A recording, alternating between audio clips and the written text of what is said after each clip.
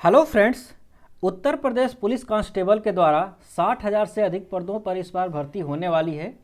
इसका नोटिफिकेशन जारी हो चुका है और हम लोग इस वीडियो में इसी पर बात करने वाले हैं कि इस भर्ती के लिए आवेदन की प्रक्रिया क्या होगी, कब से कब तक आवेदन होगा, इसके लिए शैक्षणिक योग्यता क्या होने वाली है, इस पर भी हम लोग बात करेंगे।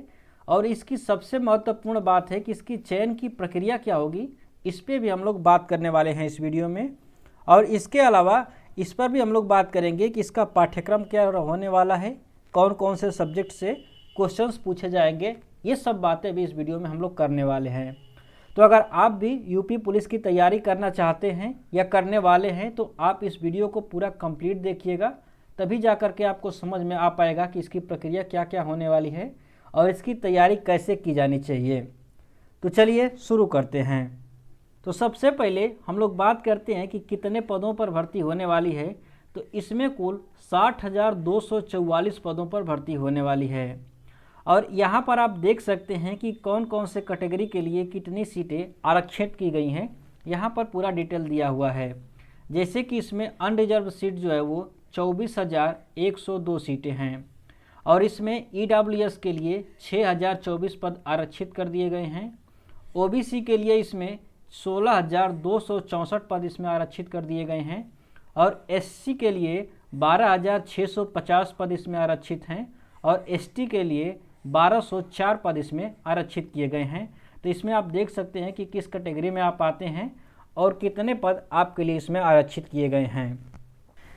इसके बाद हम लोग बात कर लेते हैं कि उत्तर प्रदेश पुलिस कांस्टेबल के लिए ऑनलाइन आवेदन की प्रक्रिया कब से शुरू होगी, अर्थात कब से कब तक आप फार्म अप्लाई कर सकते हैं। तो इसके लिए नोटिफिकेशन में दिया गया है कि 27 दिसंबर 2023 को इसके साइट पर फार्म जो है वो ऑनलाइन कर दिया जाएगा, वहां से जा कर के आप इसके लिए अप्लाई कर सकते हैं। और इसके लिए आपको कुल 20 दिनों का समय दिया जाएगा, अर्थात 27 दिसंबर 2023 से लेकर के 18 जनवरी 2024 के बीच में आप इसमें अप्लाई कर सकते हैं। अगर आप उत्तर प्रदेश पुलिस में एग्ज़ाम देने के इच्छुक हैं तो जैसे ही 27 दिसंबर को ऑनलाइन एप्लीकेशन जो है वो शुरू होता है, वैसे ही 2 से 3 दिनों के अंदर ही आप फार्म को अप्लाई कर दीजिएगा। नहीं तो ये मत सोचते रह जाइएगा आप कि जब 18 तारीख आएगा, जब लास्ट डेट आएगा तब हम जा कर के अप्लाई करेंगे, तो ऐसा बिल्कुल भी ना करिएगा। क्योंकि लास्ट टाइम में आखिरी के दिनों में जो साइटें होती हैं वो सही से काम नहीं करती हैं और कहीं ऐसा ना हो कि साइट के न काम करने की वजह से आपका फार्म अप्लाई ना हो पाए, इसलिए आप जल्दी से जल्दी इसको अप्लाई कर दीजिएगा।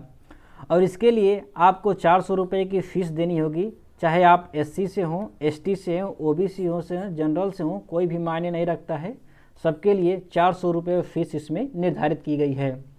अगर आप ऑनलाइन आवेदन की प्रक्रिया जानना चाहते हैं कि कैसे कैसे इसके लिए अप्लाई किया जाएगा, तो उसका लिंक आपको डिस्क्रिप्शन बॉक्स में मिल जाएगा, वहाँ से आप जा कर के देख सकते हैं, वहाँ से सीख सकते हैं।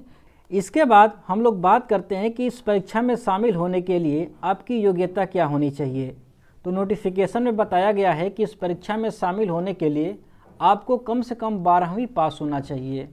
आप कहीं से भी पास हो सकते हैं, चाहे आप यूपी बोर्ड से पास हों, चाहे CBSE बोर्ड से पास हों, या आप किसी भी भारत के किसी भी स्टेट बोर्ड से पास हों, सब चलेगा, लेकिन वो कम से कम 12वीं तक होना चाहिए, तभी आप इसमें शामिल हो पाएंगे। एक बात और ध्यान रखिएगा आप कि इसमें जो है अपियरिंग वाले लोग शामिल नहीं किए जा सकते हैं, इसमें अलाउ नहीं किया गया है।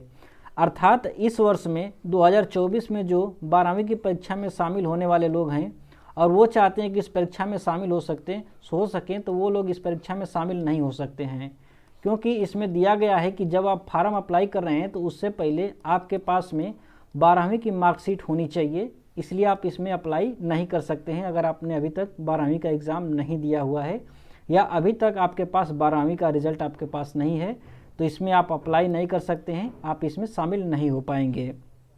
इसके बाद हम लोग देख लेते हैं कि इसके लिए आयु सीमा क्या रहने वाली है, अर्थात किस एज ग्रुप के लोग इसमें शामिल हो सकते हैं।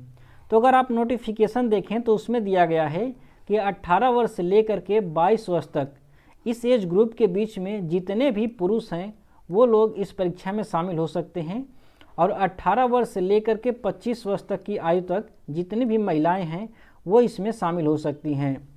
लेकिन 25 दिसंबर को उत्तर प्रदेश सरकार के द्वारा एक ट्वीट किया गया और बताया गया कि इस आयु सीमा में हम लोग 3 साल की वृद्धि कर रहे हैं।